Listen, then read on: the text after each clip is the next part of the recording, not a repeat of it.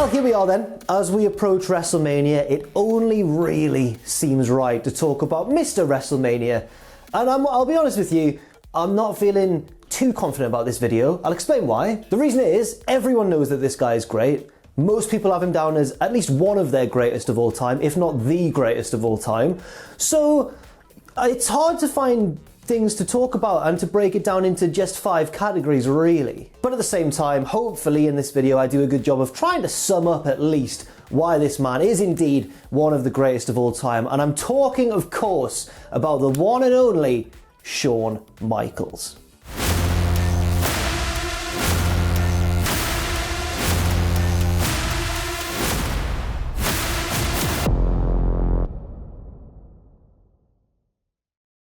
Now, of course, we all know about Shawn Michaels' amazing attributes. We know that he's one of the great all-rounders in wrestling history. He can mat wrestle, he can fly, he can brawl, he can be a great heel, he can be a really great babyface as well.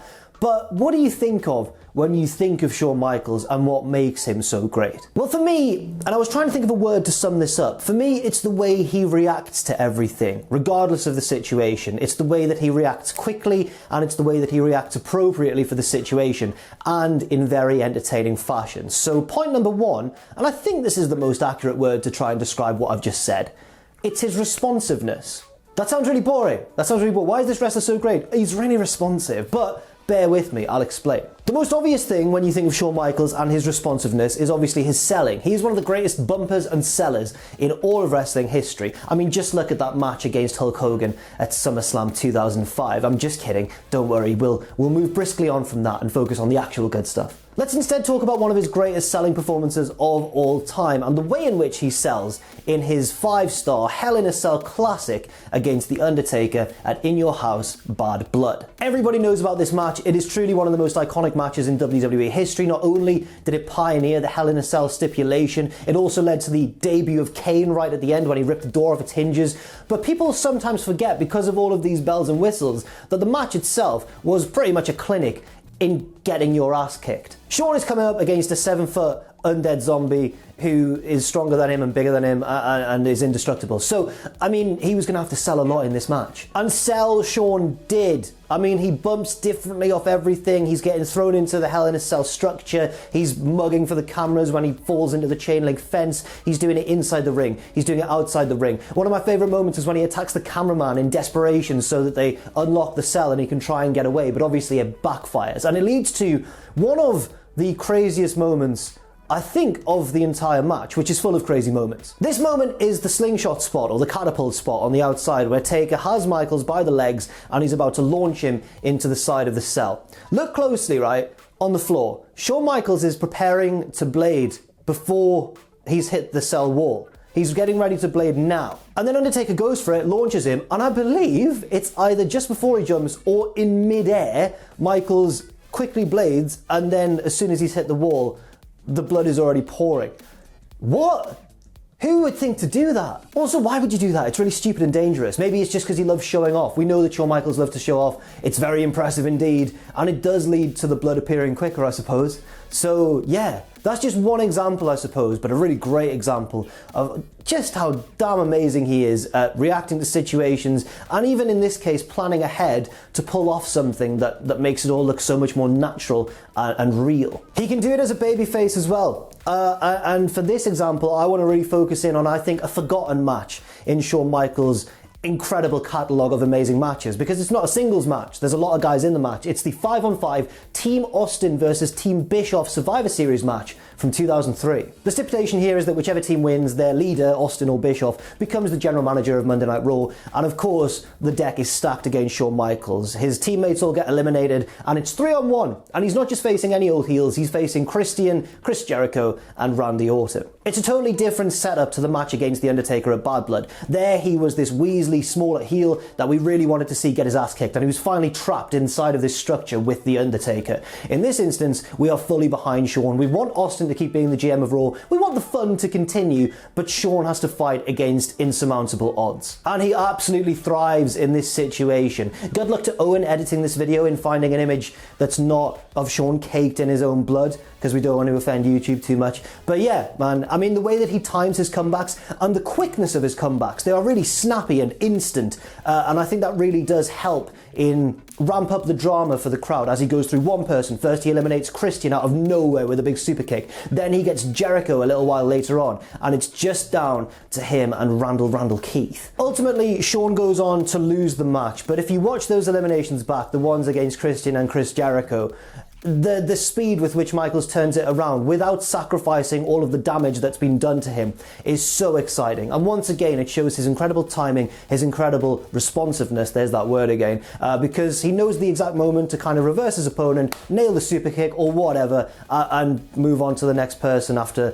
another great deal of selling. Shawn's selling is never boring either as well. He's normally flopping around like an absolute ragdoll, and that makes it very entertaining. But Shawn's amazing responsiveness isn't just limited to bumping and selling, or countering and hitting a quick move and seizing the initiative when he can. No, it's also in the form of reacting to the crowd, unplanned things, little improvised things. I want to now show you a little part of the Montreal Screwjob match, which I think is often forgotten. I've certainly not heard anybody really mention it. As Michaels is making his entrance in Montreal, getting heat from all angles, snatching a Canadian flag from somebody in the crowd, he gets a cup of beer thrown at him, and the beer goes all over his face. Many wrestlers would have totally lost their cool or not known what to do in this sort of situation. Michaels takes the barest of split seconds to react, and what does he do?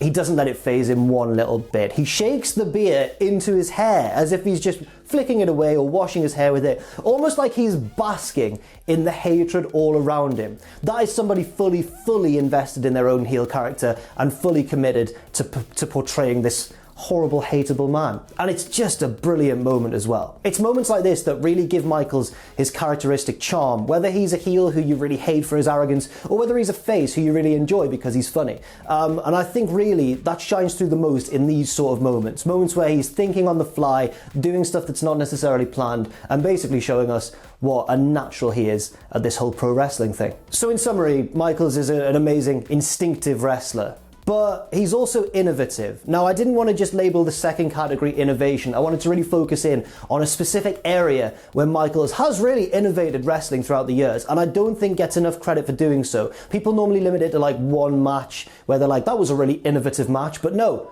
I think there are a lot more. So let's look at them now with point number 2, his mastery of stipulations. I might as well get the obvious one out of the way first, that ladder match against Razor Ramon at WrestleMania 10, the first pay-per-view ladder match in WWE history. There are moments in this match which, looking back, seem quite minor now, but at the time were absolute innovations, things that nobody had ever seen before. And the thing that I think makes this match so great is the fact that Razor and Shawn really do use that one ladder in loads of different ways. They use it obviously to climb towards the goal, hanging above the ring. They also use it as a weapon. They use it as a prop to jump off. They use it in so many different and unexpected ways that you'd expect to happen like 10 or 20 ladder matches down the line, not in the very first one. I'm talking about moments like, for example, the baseball slide drop kick where Razor's making his way back to the ring holding the ladder and Shawn kicks it into his face, or the moment where Razor catapults him, another great Shawn catapult spot, into the standing ladder, and then he's switched on enough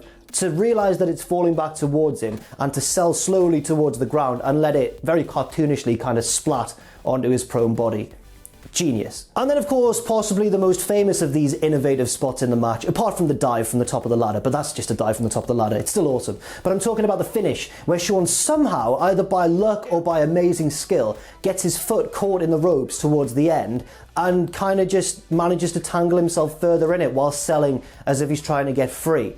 That's superb. I don't know whether it was luck or by design, but either way, he really made the most of it. But that's not where Shawn's innovation in ladder matches ends. He also can do it as a babyface, and he also can do it years down the line when the ladder match is nothing new, and he can still find ways to surprise us. Let's now look at No Mercy 2008 for his excellent match with Chris Jericho. These moments are more tailored towards Shawn now being the babyface. He gets big heroic moments, not sneaky opportunistic ones like in the match against Razor Ramon. He gets moments such as, for example, powering up from underneath the ladder when Jericho's trapped him there to shove Jericho off and stop him from reaching the gold. Also moments like right at the end where both men have got one side of the belt and are having a very risky tug of war over the belt hanging above the ring.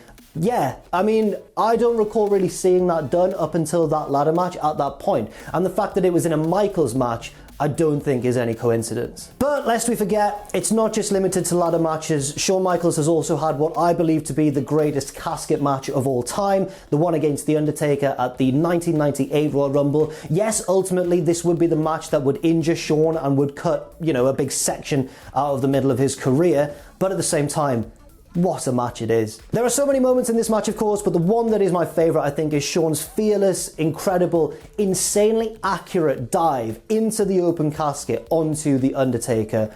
Wow, the risk factor on that spot must be insane. And of course, even stipulation matches where there are more people involved and he's forced to take a little bit of a backseat, such as the infamous victory, the World Heavyweight Championship win at Survivor Series 2002 inside the first ever Elimination Chamber, with Shawn kind of taking a more important role towards the end of the match, but allowing other people to shine in the build-up to those final few moments. And the celebrations afterwards, of course, are absolutely iconic. Michaels enters last in that match and wins it, of course, so soon after his return to the ring. And normally that would feel a bit cheap, or maybe something a heel would do, hang out, enter last, steal the win, and, celebrate with the belt. But when Shawn does it, it does not feel unearned, because he puts so much effort, he invests so heavily in making his opponents look dangerous, that when he finally beats them, it's all the more amazing and heroic a moment. Now, we've mentioned that Razor Ramon ladder match right there at WrestleMania 10, and because we're in March, rapidly approaching April, it only feels appropriate to also dedicate a section of this video to Shawn being Mr. WrestleMania. So yes, number 3 is Shawn's WrestleMania track record, and it absolutely speaks for itself. Wow. Do you want an amazing storytelling match between a hero and a mentor? You've got it with Michaels versus Jericho. Do you want a match that's amazing in terms of work rate between two of the all-time greats? You've got it, Michaels versus Kurt Angle. Do you want one of Vince McMahon's greatest matches of all time, possibly his best match ever? You've got it, Shawn Michaels versus Vince. Do you want a WrestleMania main event that really stands up with any others in the very top tier of WrestleMania main events? You've got it, Shawn versus John Cena. Do you want one of the greatest matches of all time? You've got it, WrestleMania 25 against The Undertaker. The list is absolutely endless. And notice as well that all of these matches that I've just mentioned came after Shawn's return to the ring. He has had a late career resurgence unlike any wrestler, I think, in the history of the industry. It's really, really incredible what he's been able to do despite missing so many years in the crucial part of his career, really, when most people are really fine-tuning and becoming masters of their game. He missed that section, came back as somebody who many people feared would be over the hill,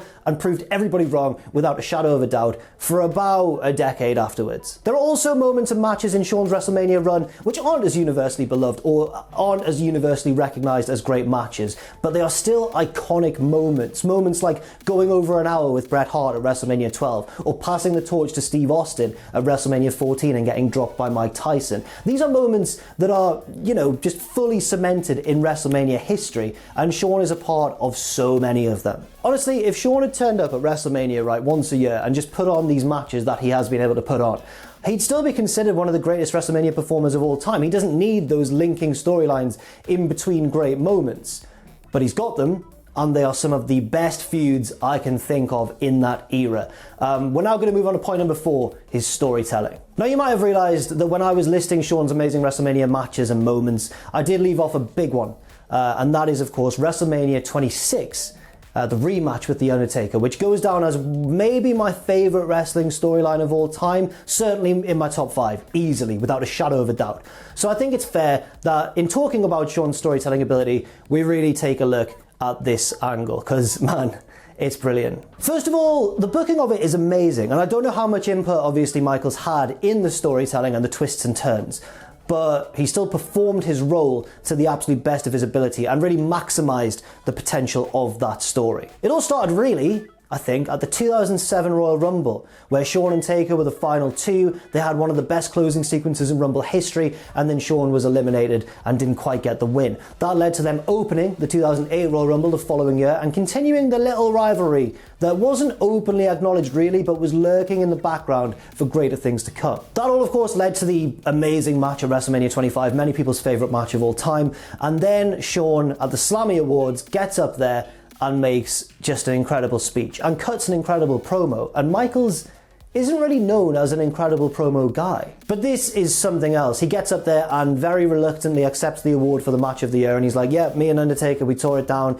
absolutely brilliant, cheers everybody. And he walks away and he stops and he thinks, no, it's not over yet. And then Michaels tears into Undertaker and says, look, I know I can beat you, give me one more chance, give me one more shot. And obviously Undertaker would say no. This led to the 2010 Royal Rumble, my personal favourite Royal Rumble ever for many different reasons. CM Punk's awesome in that match, Edge returns in that match and all the rest of it. But Michaels' involvement is something that I also really, really love in this match. He is desperate to win this Royal Rumble and force Undertaker's hand and make him defend that title at WrestleMania. He does so by going to new depths. He eliminates his own tag team partner, Triple H. He's hanging in there, and then Batista obviously eventually eliminates him. But it's not over yet. Shawn goes mad. He starts kicking referees and tearing his hair out and sitting there in the ring, utterly dejected. He sells the moment to perfection. And then we get the big twist at Elimination Chamber with Shawn costing Undertaker the title to provoke him into a rematch at WrestleMania.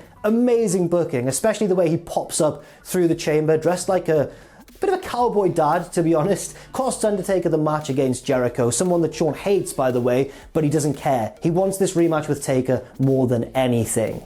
Honestly, why don't stories like this happen anymore? And it all, of course, leads to that rematch at WrestleMania 26, career versus streak. Not recognised, really, to be as good as the WrestleMania 25 one, but if it wasn't for the Mania 25 match, this would be right up there as well amongst the greatest Mania matches of all time. And my favourite moment of the match isn't even any of the amazing moves or counters or finishes both guys do to each other, or any of the near falls. It's the end, when you know that Taker's won the match. It's a foregone conclusion. Shawn is done for. But he doesn't accept his fate, and he gives just the most defiant slap to the face of Taker, who then scoops him up and does like a leaping tombstone, which must have hurt his knees, and puts Shawn away. It's a wonderful ending to the match. It's a wonderful ending to Shawn's entire career. Let's pretend that Saudi Arabia never happened. That goes down as one of my favourite wrestling storylines of all time, all the twists and turns. And as I mentioned as well, I don't know how much input Shawn had in the actual booking and the storytelling behind it, but he made the absolute most of each and every big moment thrown his way. You don't even have to seek out those individual moments and matches. You can just watch the amazing video package that led up to this match. And I don't even like Placebo. I mean, what more do you need to say about Shawn Michaels' storytelling ability? He's had so many great feuds that it's really hard to pick one out, but I picked that one out. You can take a pick from quite a number though, really. A second place I would give, I think, to the Chris Jericho feud from the late 2000s and that ladder match that we talked about slightly earlier, but they are littered throughout his career. And the reason I think that Michaels makes the absolute best out of these storylines when the stakes are at their highest and he really needs to perform is because of reason number 5. It's going to sound like a cliched one, okay? But I'll try to justify my decision. Number 5 is his passion, guys. It's his passion for the business. I wish I'd called it something else because it does sound like a massive cliche. Before his comeback in the early 2000s, Michaels was considered to be someone begrudgingly respected, I think, by a lot of people. A lot of people couldn't even argue the fact that he is clearly one of the greatest, but they could argue with the fact that he's not a great person. He was involved in a lot of controversial moments backstage. I don't need to go into it, it's widely known. He was a loathed figure by many, and I think that as good as he was, his reputation was really tainted by that, and I think that the good was kind of nearly outweighed by the bad. We'll say it was even. Michaels came back and turned all of that around and eradicated a lot of the bad things that had tainted his career by just being so damn good for so long. He turned what essentially seemed like a bit of a nostalgia run at the end of his career into an amazing late stage run that lasted for years and years and years and years and gave us some of the greatest matches in WWE history. There's another WrestleMania match that I forgot to mention because I've been saving it for now. It's the one against Ric Flair, and that sums up Shawn's passion, doesn't it? WrestleMania 24, making Ric Flair retire by beating him and really squeezing every last drop of emotion out of that moment. And the cynic in me suggests that they are just acting, but honestly the realist in me thinks that it probably was at least a little bit legitimate. How can you have been on such a journey, both of you in your respective careers, get to that moment and not feel some genuine emotion? Look at Shawn doing the infamous "I'm sorry, I love you" spot before that final super kick. Look at Flair's defiance as well, as he is fighting back to his feet. He knows it's the end, but he just can't lie down. And look also immediately after the pinfall, where Michaels covers Ric Flair and gives him a bit of a hug and says something to him. And I really hope that was something genuine and something that showed both men's love for the industry, and not something like, "What are we eating later on in the hotel bar?" I don't know how true it is, but I like to think that Michaels has a real passion for the wrestling industry, something that has helped elevate him to the status of one of the greatest of all time, because he has incredible natural ability, of course, but that would have really gone nowhere without the drive to be the greatest. And he had that drive in spades. And now, of course, he is passing that on to a new generation, given his role in NXT. And I think that's quite a fitting way to end it, with one eye on the future, and also because Shawn appeared on this week's NXT, and I think it's quite a handy way to wrap up this video. Keeps it relevant, doesn't it? So there you go, everybody. Thank you very much for watching this video on answering the easiest question in the world: why is Shawn Michaels one of the greatest of all time? But hopefully I've answered it in a bit of an interesting way. Leave your thoughts, by the way, and opinions, of course, in the comment section down below. Stay safe out there, stay positive, and I'll see you very soon.